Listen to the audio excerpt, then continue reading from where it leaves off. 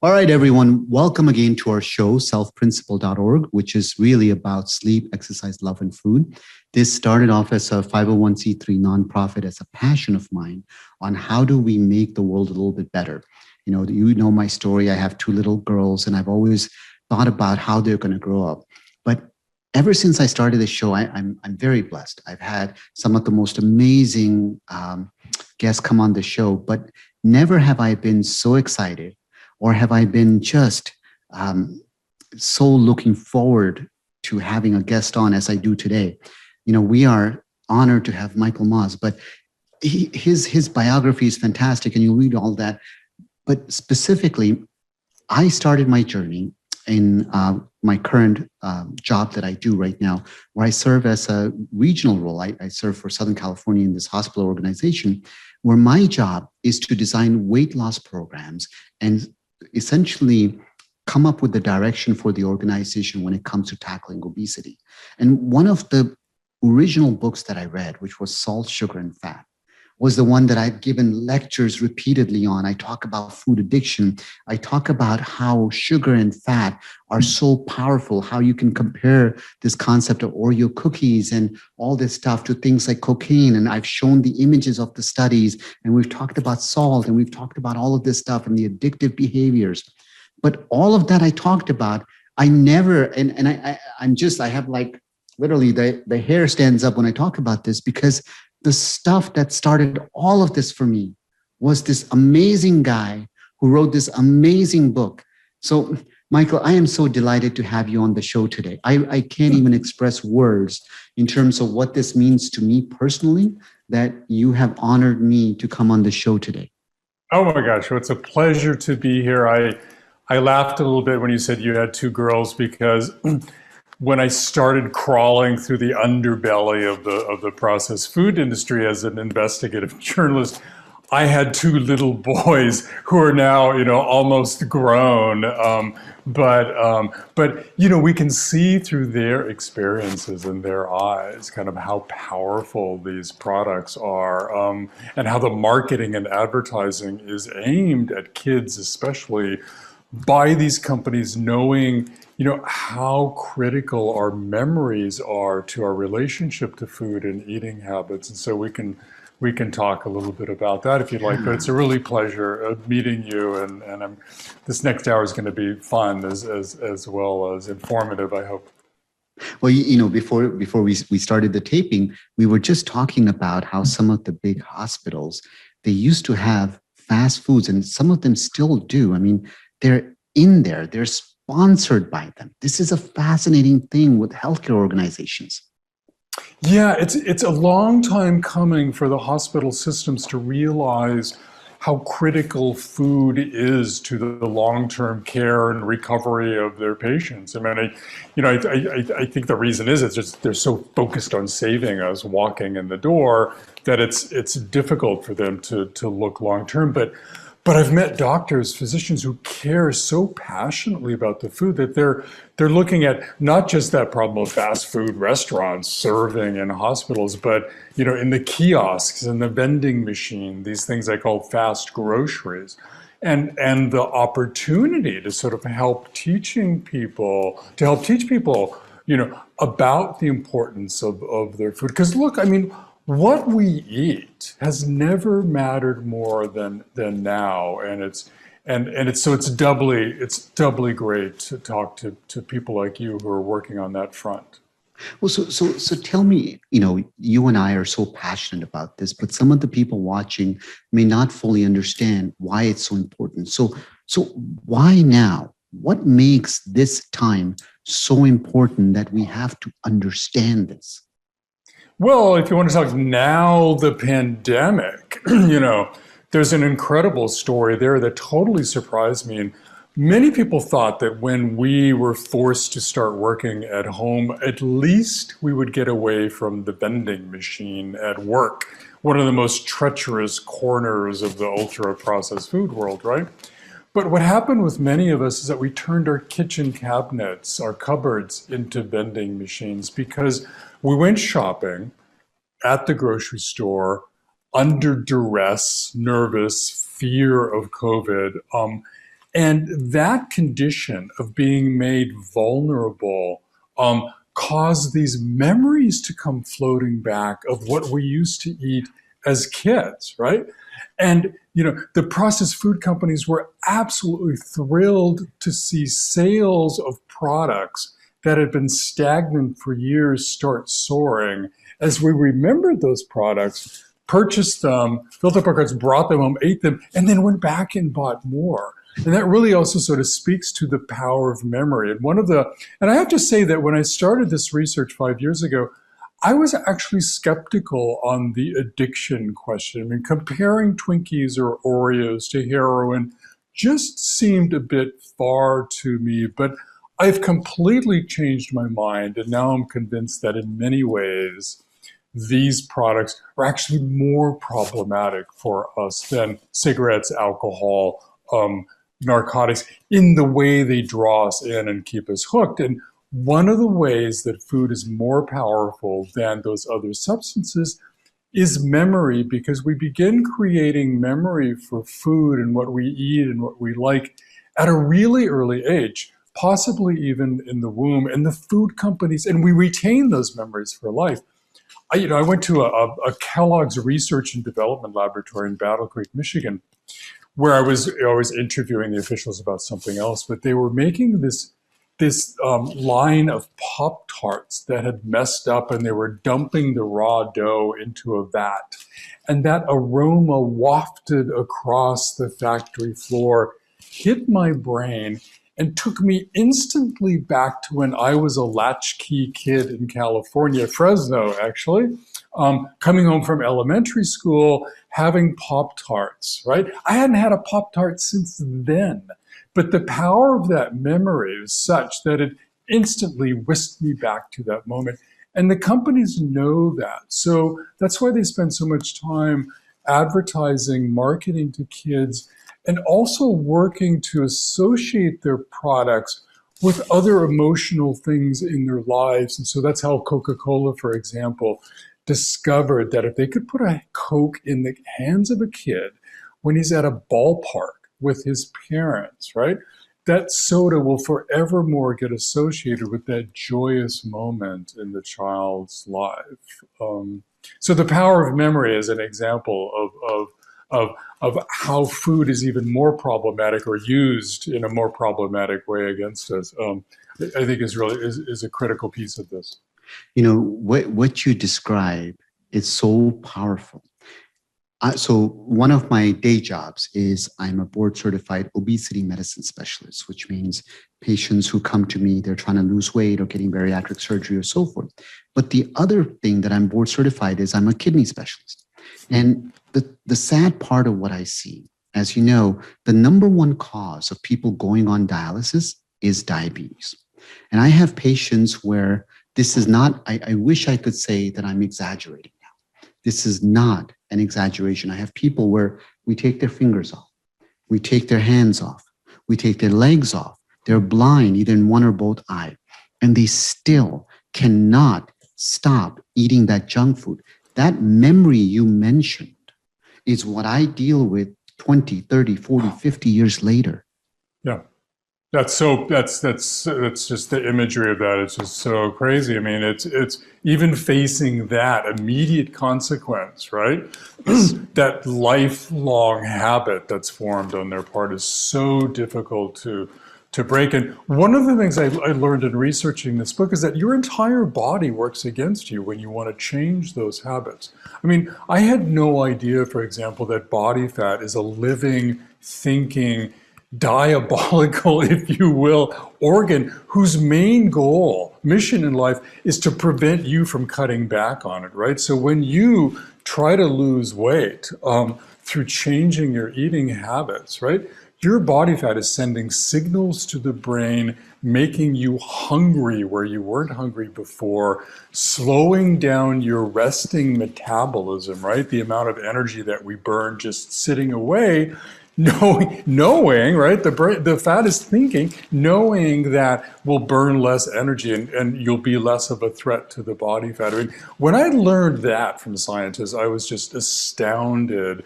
And a light went on as to sort of how difficult it is to lose weight once we gain too much of it. I mean, the bottom line on this is that it's not our fault. This is not a matter of a lack of willpower or executive function.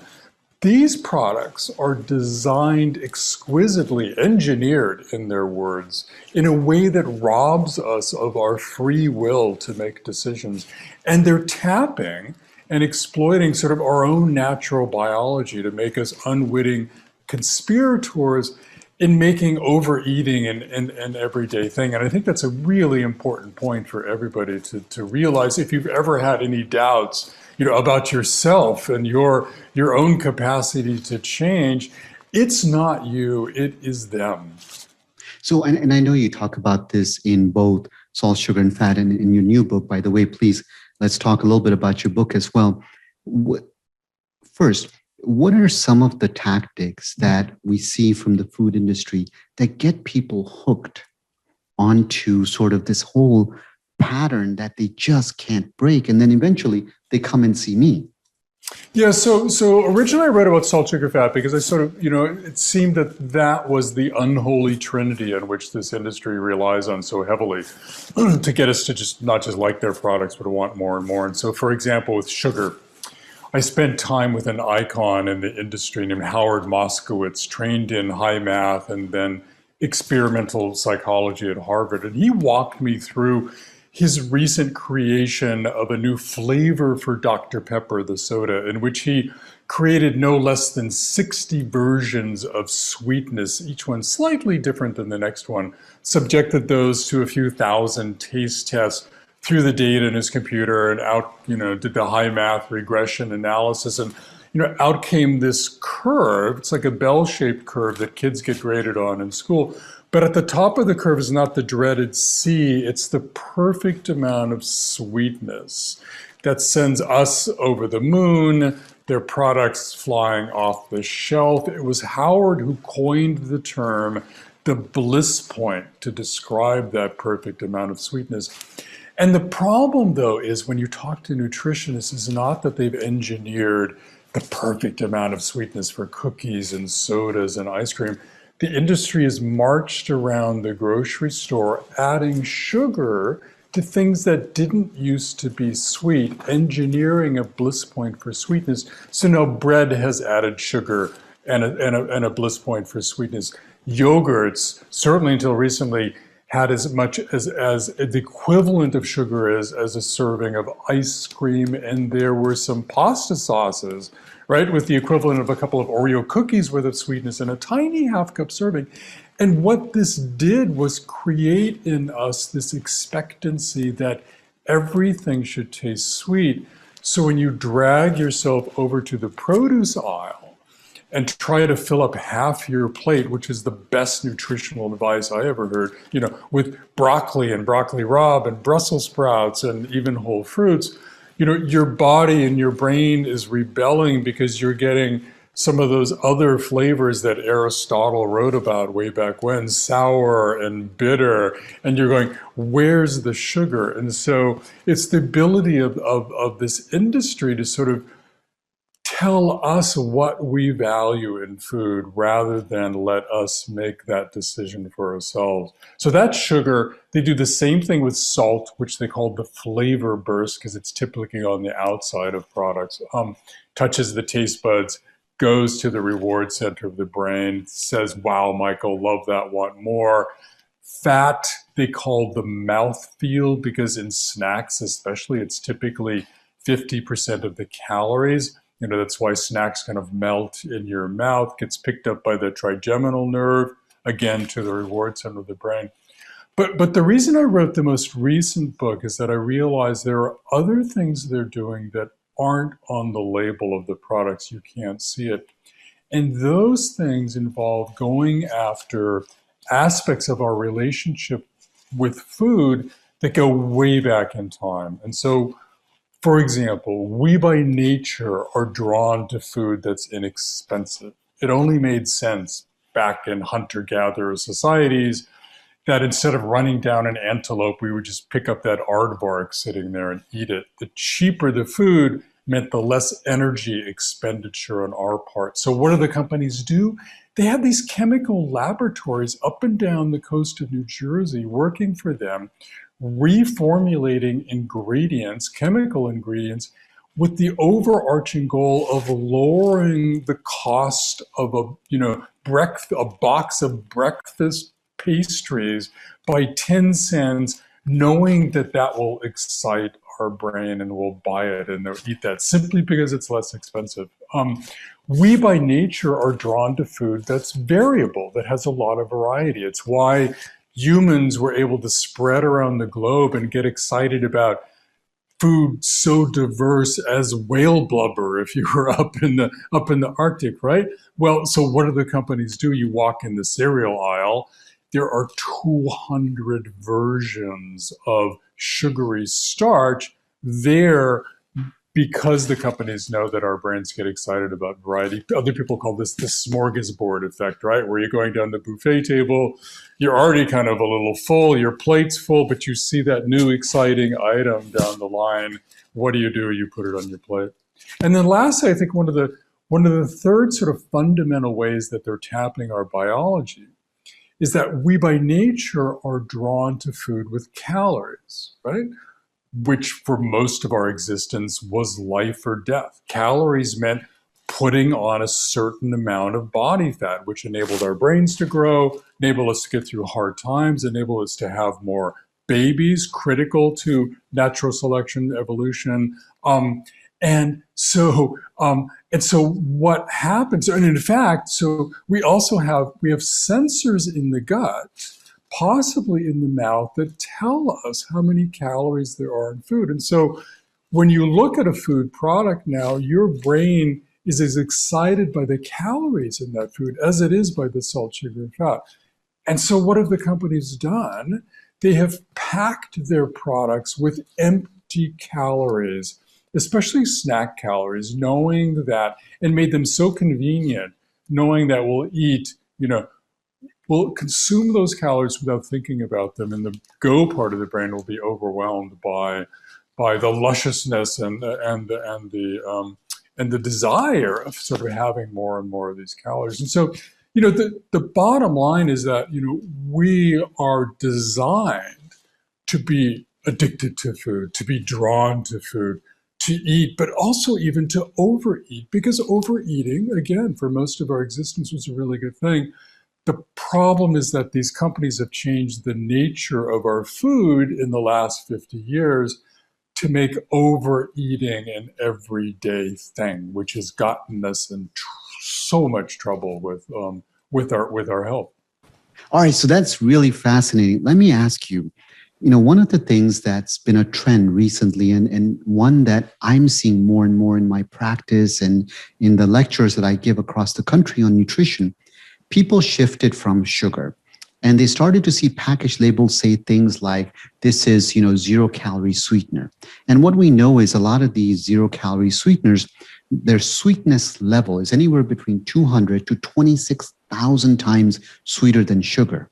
And the addictive capacity that at least I see in my field is that they get so hooked on their diet sodas, diet fill in the blank, that I can't get them to switch over. And fruits, strawberries, mangoes, nothing tastes sweet anymore. And the data is fascinating on how the obesity linkage between artificial sweeteners is so high. It's higher than sugar. But let me ask you, what did you find, and what are your thoughts on all of this craze about diet sodas? Right. So what I found in looking at what the industry does, and that's where my expertise is as opposed to sort of a nutrition, but in response to our growing concern about all the sugar in their products, in the grocery store, in fast food restaurants, they have scrambled to find ways to reduce the sugar and the calories without reducing the sweetness, because that's the bottom line of these companies. They're not going to mess around with their formula in any way that threatens sales. And so they've gone after sort of two two avenues to do this. One is to replace sugar from sugarcane, sugar beets with a cocktail of natural / artificial non-calorie sweeteners, sometimes 2 or 3 in a single product.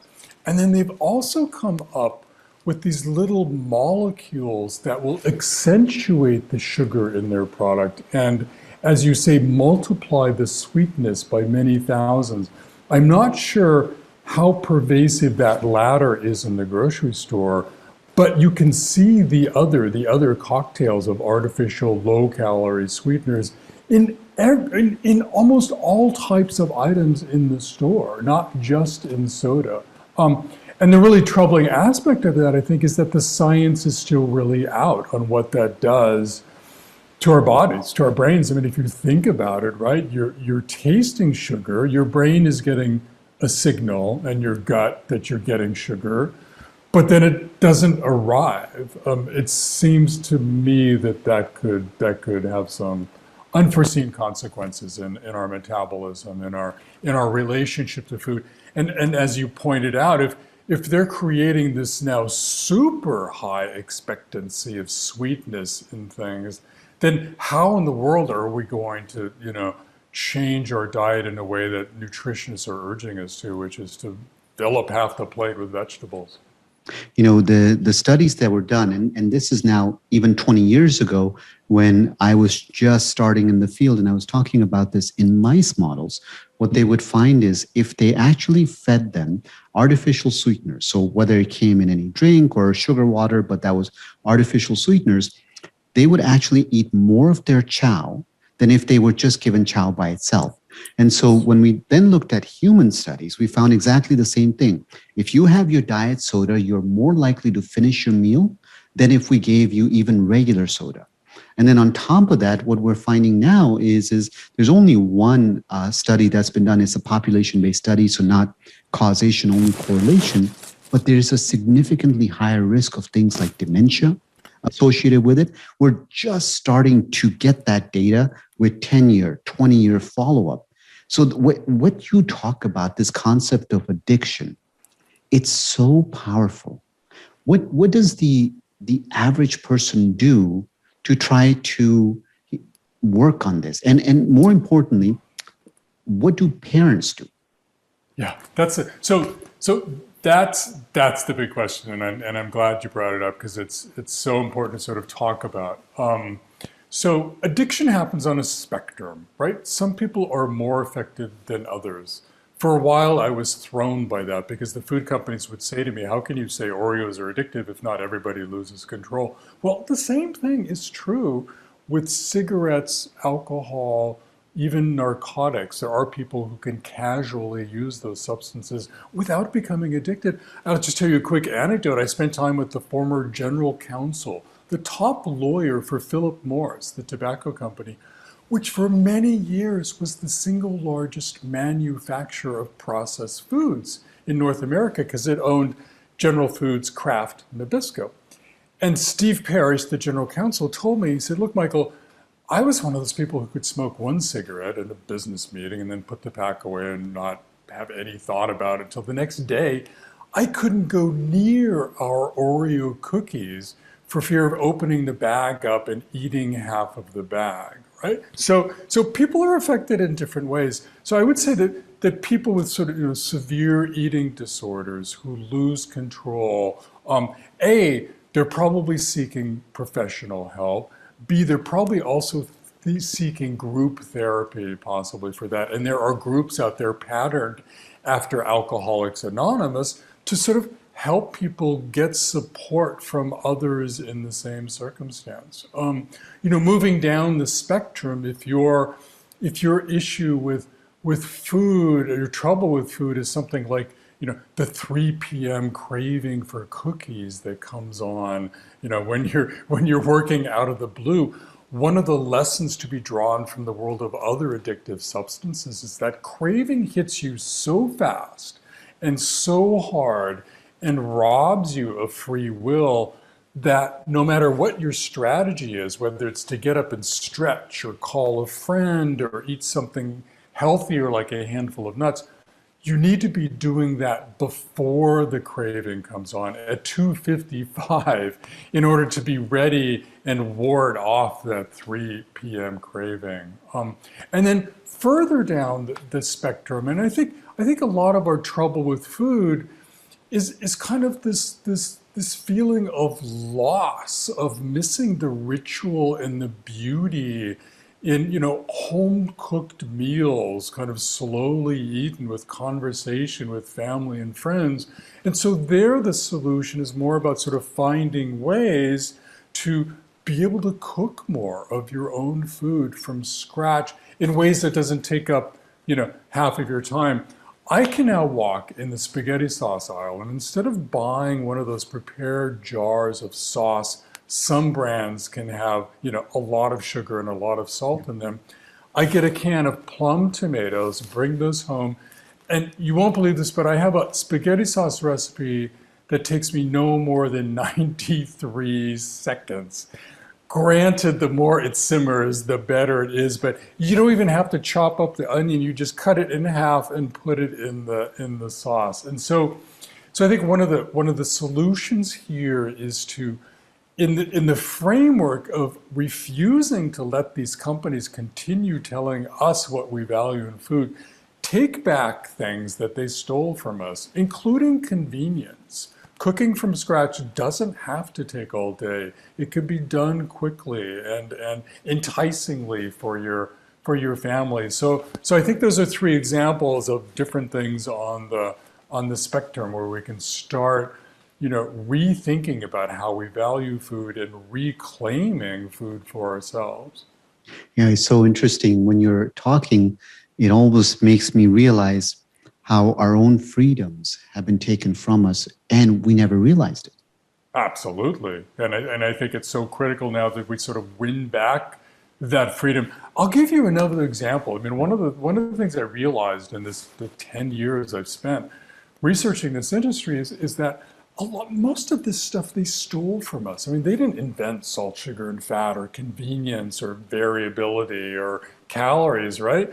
Those are things that we used to our own benefit for most of our existence, and they just took them and corrupted them. So in our house, we're trying to drink, we were trying to drink less sugary drinks, right? 2 boys running around, their little Bliss Points for sugar. What are you going to do? But you're going to look for alternatives, right? And we discovered that our boys would get as excited about drinking plain seltzer as they would soda. And that's because the science of bubbles, effervescence, and soda is absolutely fascinating.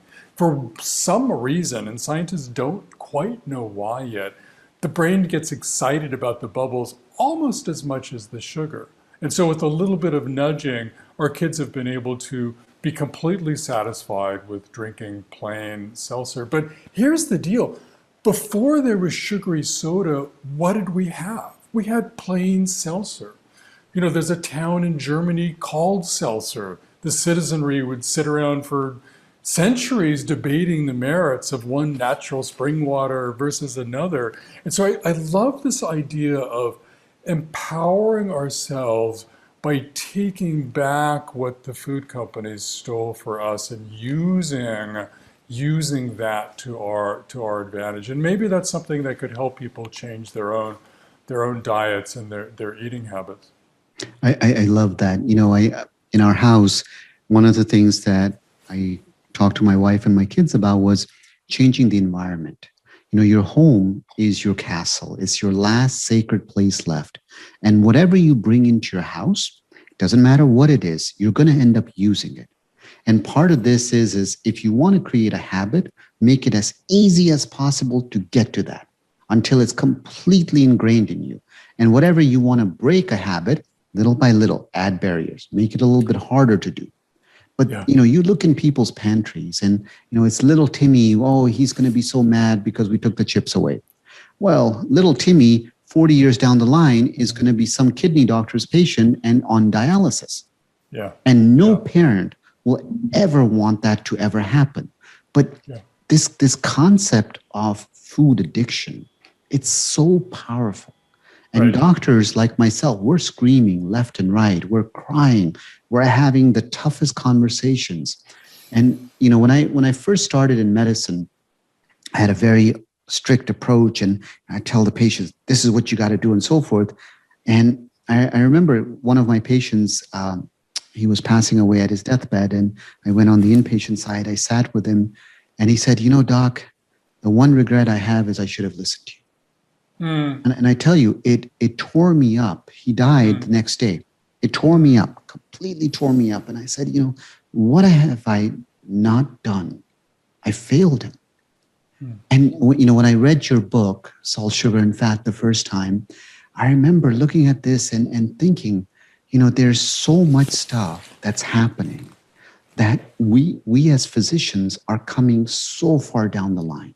And this is why I've always appreciated what you have done. Your work has changed so many lives without you ever knowing. And I'm sure people say things, but that's not what I mean. I mean, you have literally transformed so many doctors into passion about changing lives. That's a remarkable accomplishment for anybody to be able to say of what they've done. Well, thank you. And, I have such admiration for your work, but also for everybody who's struggling with this. And again, just to repeat myself, it's not your fault. It's not a lack of willpower. Don't let anybody tell you it is. It's these products. And so many people in the same boat, are having to do extraordinary things. I mean, I've met people who had to put locks on their kitchen cabinets in order to sort of slow them down. I met a man who had incredible executive function. He was able to lose 180 pounds in 13 months. Wow. Being very fortunate in having, a good job, no family to worry about, totally focused on doing that. But the nightmare began when he lost that weight because his entire body and brain was fighting against him. There were times when he would have to get on an intercity bus in order to remove any possibility of having contact with food, which again is one of the ways that makes food more problematic than cigarettes, alcohol, narcotics, is that it's everywhere. It's in our face. We can't just stop eating. It's like being an alcoholic and having to walk through a bar, right, to get your next meal. I mean, that's the food environment that we're in right now, and what makes it so difficult for people, even if they're working hard to abstain, as a drug addict might, from whatever the trigger products are in their food. And so I suspect you counsel patients as well, but I think what people are dealing with is a lifetime of building up sort of these bad habits imposed on us by the food industry. Trying to change those takes longer than a few weeks or possibly even a few months. And I would urge everybody to sort of be patient. Don't try to do too much at once, because it's just so difficult, the road you're on, but so critical. Yeah. I have to tell you, you mentioned a very important point, which was sort of comparing a little bit to alcoholics. One of the things that we do in our practice is we have patients who go through bariatric surgery. It's essentially, we take their stomach, we cut the big portion out, leave a very small portion behind, and then sometimes we bypass their small intestine. But what we tell them is kind of like the 12-step program. When you're an alcoholic, how long should you be in the 12-step? It's for the rest of your life. Mm-hmm. For food addiction, it's one of those things that's going to stay in the back of your mind. So it's really helpful to think about this as a lifelong journey. It's not a one and done. People say, I gave up Oreo and, I did this diet, fill in the blank, and I lost 40 pounds. Then you see them a year later and they've gained 80 pounds. And I think the point that you're making so eloquently is the fact that this concept that we have and what we fall prey to is it's a struggle. We recognize it. It's not your fault. You got to fight it. So I'm really curious. I'm so excited about your new book. I can't wait to get my hands on it and read it. Tell me a little bit about what prompted you to write it, and of course, how can people get a hold of it and so forth. Right. So the book is called Hooked, with a long subtitle I won't bore you with. You can find it your favorite bookstore, your library. You can come to my website, which is mossbooks.us. And I have lots of information about it and a lot of fun interviews, but also buttons you can click on to buy it from your favorite bookstore. It came out of this question at the end of writing Salt, Sugar, Fat, my first book, are these products sort of truly addictive like other addictive substances? And are there lessons we can learn by those? And so I spent a lot of time with evolutionary biologists who explained to me how we by nature are drawn to food, addicted, if you will. And the problem is that the food companies have changed the nature of our food so dramatically that there's this big mismatch between our genetic makeup and the food environment and their products. And then I spent more time looking at the industry and how it's reacted to our concern that their products are addictive. And just one other little thing I ran across, not little, is that when the companies realized we were having trouble with their products and overeating them, they none other than went around and quietly purchased the biggest dieting methods out there. So you had Heinz, ketchup fame, but they also had the corner on frozen French fries to turn your kitchen into a fast food restaurant. They purchased Weight Watchers, Slim Fast, South Beach Diet, sort of many of these, some of them really reasonable approaches to dieting became owned by the food companies, but even Atkins. But probably the more deeper thing they did is that they marched around the grocery store again, putting diet versions of their products next to the full version. So you had Hot Pockets and then Slim Pockets, produced by the same company with really not that much difference nutritionally before them. But the idea that that they could be the solution to our addiction to their products, and that's how deep kind of the trouble goes in that industry. It's funny you mentioned that, and I'm smiling because one of the largest companies out there that makes all sorts of junk food also happens to make all of the protein powders, all of the shakes, the bars for post-bariatric surgery. And yes, it's mind-blowing. And I tell you, they have an entire research arm that knows all this data. They have some of the smartest guys in the research side that I know who are doing the research on nutrition, healthy eating, and so forth. Right. But I asked them, on the flip side, you guys are creating all the problems, and then the patients go through bariatric surgery, and then you're supplying them on the opposite side. Well, if you're talking about Nestle, I know them well. They invited me in to speak to them, and so I know the two sides of the company quite well. They're even actually going beyond dieting now, and they're looking at the science of our genetics and our epigenetics, looking for ways that our genetics might be able to be tweaked in a way that we could eat as much as we possibly want without gaining weight. And so Nestle is one of those fascinating companies that has enormous power when it comes to doing basic research in nutrition, but still is beholden to the bottom line as a company, to their shareholders, right? And you have this inner conflict going on there. That's totally fascinating, but troubling. It's fascinating. I mean, the whole thing is so just darn shocking. And you look across the world, in the United States, if you said, how much does it actually cost to give somebody 5 servings of fruits and vegetables per day? It actually costs about $2 to $2.60 to get 5 servings of fruits and vegetables per day. That's the actual cost, how much an apple costs, etc. Access, making those right decisions is a whole other topic. So people go to the grocery store, and where the fruits and vegetables are versus where all this stuff is, it's a fascinating phenomenon. Tell me a little bit about that, because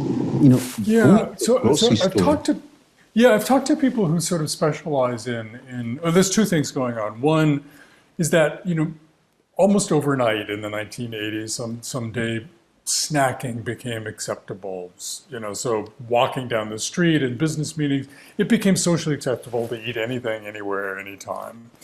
And home economics, where girls, but also boys to some extent, were taught how to be mindful about food, how to plan, how to shop, how to prepare food, fell by the wayside as other sort of social problems became paramount, like getting a job when you get out of high school and teenage pregnancy. And so what a professor at the University of Vermont sort of told me is that what she observes is that more than anything, we've kind of lost the ability to plan like a week of menus that enable us to sort of prepare for the family a vegetable, whole fruit, sort of home scratched, heavy menu to people. It takes planning. And so she's working with students at the university to sort of reinstill those skills. I remember my own mom worked outside of the house. I mentioned I was a latchkey kid, but she would spend a good chunk of her Sunday afternoon cooking and then freezing meals for the rest of the week. And she sort of had in her head what she's going to do, on Monday, Tuesday, Wednesday, Thursday. So she wasn't hit by surprise coming home at 7 o'clock, realizing there wasn't anything planned for the dinner, and so taking out some junk out of the freezer and feeding that to the family. Those are the vulnerable moments that we sort of have to avoid, and so planning ahead, I think, is one of those skills that we need to work on in order to be able to make use of those vegetables, as inexpensive as they are. The other problem with the fruits and vegetables, though, is that you walk in the grocery store and you're well-meaning by yourself and your family to eat healthy, shop healthy. That basket of fresh blueberries, especially in off-season, is going to cost as much as that 2-pound, 3-cheese, 4-meat frozen pizza that's going to feed the whole family. And so what are you supposed to do? And so there's this huge inequity and disparity in our relationship to food based on the cost of good food versus bad food, but also the access that people have based on their income and their time to devote to sort of thinking about what to eat and how to change their eating habits. So what tips would you say, and I'll phrase it as how to survive a trip to the grocery store? What are some things that people ought to do when they enter a grocery store? These have been talked about. I think they're kind of tried and true. Don't shop hungry. Make a list and stick to it. Everything about the grocery store is designed to get you off your list, to get you to act impulsively, because that drives up sales for the supermarkets. Be especially wary when you get to the checkout lanes, right? Because, we're starting to see the coolers of soda there, knowing that we're vulnerable, standing, waiting to pay. We've done so good in filling up our basket with good stuff, and now the junk is ready to sort of jump in our basket. Shop the perimeter of the store. I'm sure people have heard that before. That's where the produce is. The meat, if you eat meat, dairy, it's really kind of that center 90% of the grocery store that can be kind of so problematic. And there, when you're in the center of the store, I think one of the best tips is just look for ways that you can reclaim convenience. I mentioned spaghetti sauce is something that we can easily make for ourselves. And it's a joy making your own pasta sauce, I have to say. And so there are other parts of the grocery store that maybe you can try to do the same thing. The cereal aisle is just loaded with sugar bombs. And the companies do experiments where they put devices on people's eyes, and they know that by watching our eye movements, they know that when we step into the aisle, our attention goes to the center of the aisle, in the middle of the aisle, at eye level. And so one trick to play is to look at the ground or up high And that's where you're going to find like the less sugary versions of the products, like, well, plain oatmeal, if you will. And so there are tricks like that you could play within the grocery store. And then lastly, one of my favorite turning the tables trick on the food industry now is in the frozen foods aisle. Arguably one of the most treacherous parts of the grocery store, but I think it's really good to remember that freezing food was invented by a man named Mr. Birdseye, if you recognize that brand. There was a Mr. Birdseye. He invented freezing in a modern age, focused on vegetables, fruits, and fish, right? And then the industry turned freezing into, TV dinners. Well, in the frozen foods aisle now, there are incredible versions of frozen berries, for example. There's a company up in Maine that wild grows berries, and they're using high technology. They have 20-foot towers of steel that freeze the berries instantly as they come in off of the bush, locking in the nutrition. And they have all the hallmarks of ultra-processed foods, right? They're quick. They're easy, they're relatively inexpensive, they're yummy, and they're using high technology. But in this case, it's something to our advantage. So if you're somebody who likes a certain amount of berries, I have a habit of pouring some frozen blueberries in a bowl. I go for a little jog, I come back, they're thawed. I add some yogurt and a little bit of homemade granola. And that's just like a fantastic new habit I have for breakfast, using this high technology of freezing that the industry uses against us. So I'm really partial for looking for ways of how we can turn the tables on them and take back some of these things that they took from us. So, this is so fascinating. Let me sort of bring this stuff home a little bit and ask you. There's people out there who are probably watching this show, and they're going to say, "Look, I'm really down on my luck. I've tried, I've failed so many times, and I can't seem to make a break. I can't seem to get that first thing." Where do people start? People who are so addicted to their junk food and everything.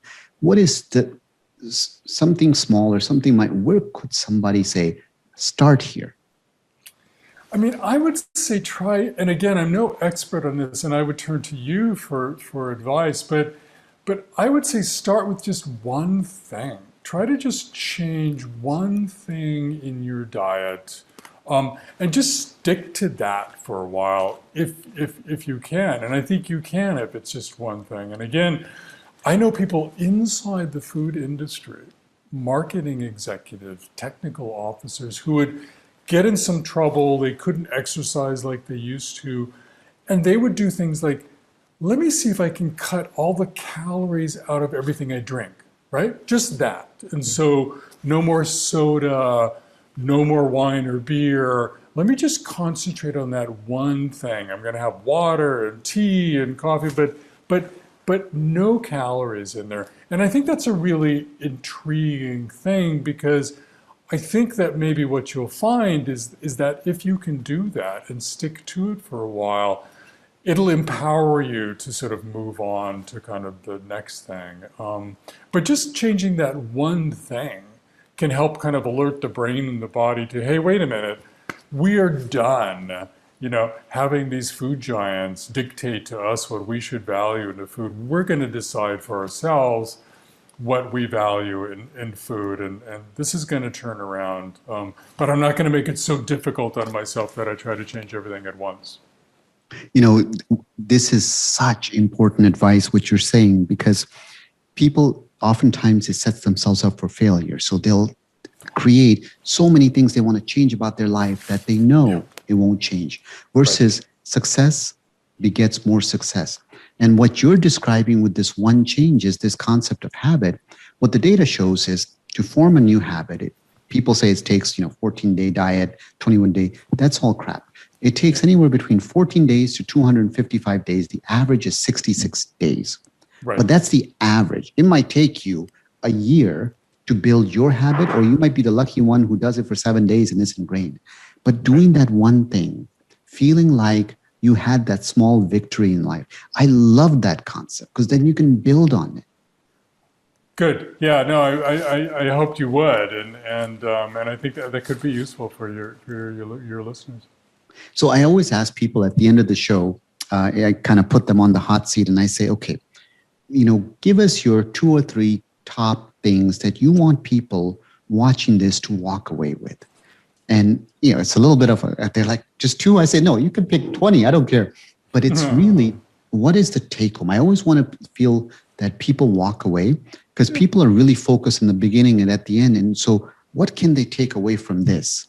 Yeah, I think two things. If you're having trouble with food, it's not your fault. It's not a matter of a lack of willpower. These products that you're hooked on are engineered in a way that robs you of free will. That's really important to understand. And then 2, you can change because the companies stole these attributes of junk food and have used them against us as weapons, if you will, to get us to buy their products.